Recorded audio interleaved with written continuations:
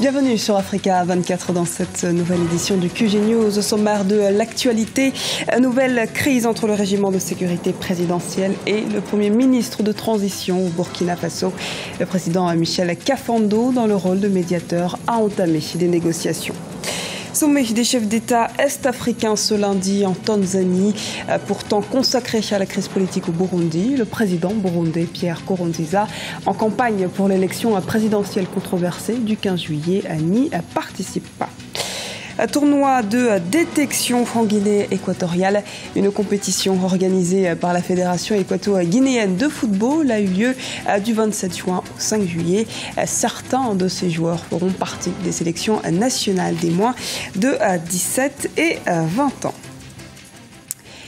Les candidats à l'élection présidentielle burkinabé se multiplient. Ce samedi, c'était au tour de Roch Marc Christian Kaboré, ancien Premier ministre et président de l'Assemblée nationale sous Blaise Compaoré, qui a été désigné par le Mouvement du Peuple pour le Progrès, le MPP. La stratégie du MPP envisage la création d'alliances avec d'autres formations et partis politiques du pays. L'actualité burkinabé, c'est également l'avenir du fameux RSP. Les tensions entre le Premier ministre Isaac Zida et le régiment de sécurité présidentielle sont palpables.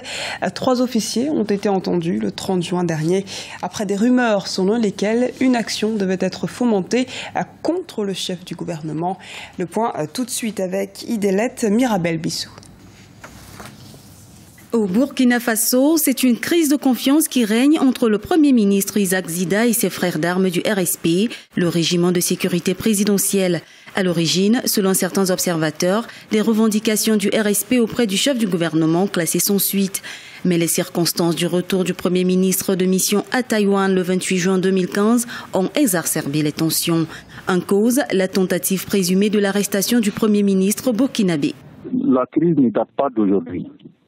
Dès la nomination du Premier ministre Zida, quelques jours seulement après, quelques semaines après, notamment le 26 décembre, il y a eu une intervention de quelques éléments du RSP au Conseil des ministres qui a fait sortir le Premier ministre et puis avec des échanges assez vigoureux avec lui.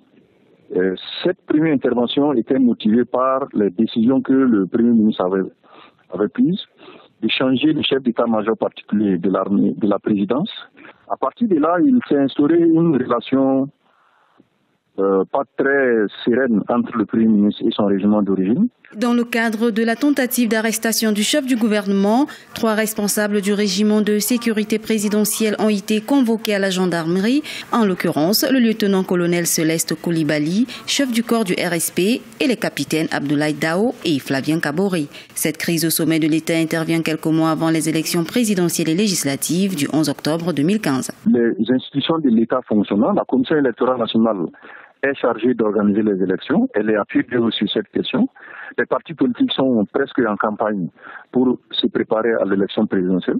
Donc le changement de Premier ministre, à mon avis, ne va pas avoir de conséquences dommageables pour la transition. On peut même penser que ça peut apaiser quelque peu les choses parce que c'est l'argument que le RSP donne pour intervenir dans la vie politique de l'État. Tentative d'arrestation ou manipulation, les avis sont partagés. Mais au sommet de l'État, les négociations entamées par le président Michel Kafando le 1er juillet 2015 sont en cours. Le président de la République a échangé avec les hauts cadres de l'armée burkinabé. La question de la dissolution du RSP est désormais posée. L'armée nationale demande la formation d'un gouvernement de civils. Les conclusions des négociations en diront certainement davantage les jours à venir. 44 morts et 47 blessés dans des attaques à la bombe au Nigeria. Un restaurant et une mosquée ont été pris pour cible ce dimanche soir dans la ville de Jos, au centre du pays. Il semblerait qu'un religieux musulman qui avait dénoncé les actions de Boko Haram serait la principale cible de l'attaque. Les 2 attaques de dimanche n'ont pas été revendiquées. Elles surviennent, cela dit, après une demi-douzaine d'attaques sanglantes depuis mercredi dans le nord-est nigérien attribuées au groupe terroriste de Boko Haram. Chefs d'État est-africains, représentants de l'ONU et de l'Union africaine sont en sommet extraordinaire ce lundi en Tanzanie. Cette rencontre de la communauté est-africaine est la troisième en moins de 2 mois, portant sur la crise burundaise déclenchée, rappelons-le, par l'annonce fin avril de la candidature du président burundais Pierre Nkurunziza en troisième mandat. Les précisions de Lizelsi Akizimana. Un nouveau sommet de la communauté est-africaine sur la crise burundaise ce lundi 6 juillet 2015 à Dar es Salaam en Tanzanie. Il s'agit d'un troisième sommet en moins de 2 mois. Objectif, faire le point sur le sommet tenu le 31 mai dernier concernant la crise sociopolitique déclenchée depuis le 26 avril après l'annonce de la candidature pour un troisième mandat du président Pierre Nkurunziza. En pleine campagne pour l'élection présidentielle du 15 juillet, le chef de l'État n'a pas assisté à ce sommet. Il ne s'y rend pas. Lui, il a pris une autre trajectoire sous-estimée, et le peuple burundais et le monde entier. Et un tel personnage mérite quoi, si ce n'est que justement les sanctions. En principe, un gouvernement ne crée pas de problème. Tout gouvernement est là pour amener des solutions qui sont posées à son peuple.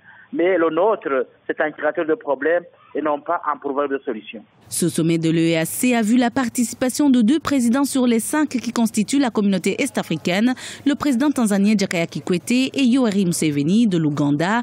Les autres chefs d'État ont été représentés par des ministres. Sur le terrain, le dialogue est bloqué. Le CNDD-FDD, parti au pouvoir, a récusé dimanche le nouveau médiateur Abdoulaye Bathily, envoyé par les Nations Unies. Le parti CNDD-FDD informe qu'il retire toute sa confiance à ce représentant du secrétariat général de l'ONU et lui demande de déposer sa démission puisqu'il s'est récusé lui-même avant qu'il ne commence son boulot. Un argument que l'opposition rejette. On a été étonné d'une telle réaction, tout simplement parce que Bathily, il venait à peine de commencer son travail.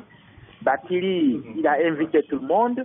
Certains sont présentés, d'autres ne se sont pas présentés.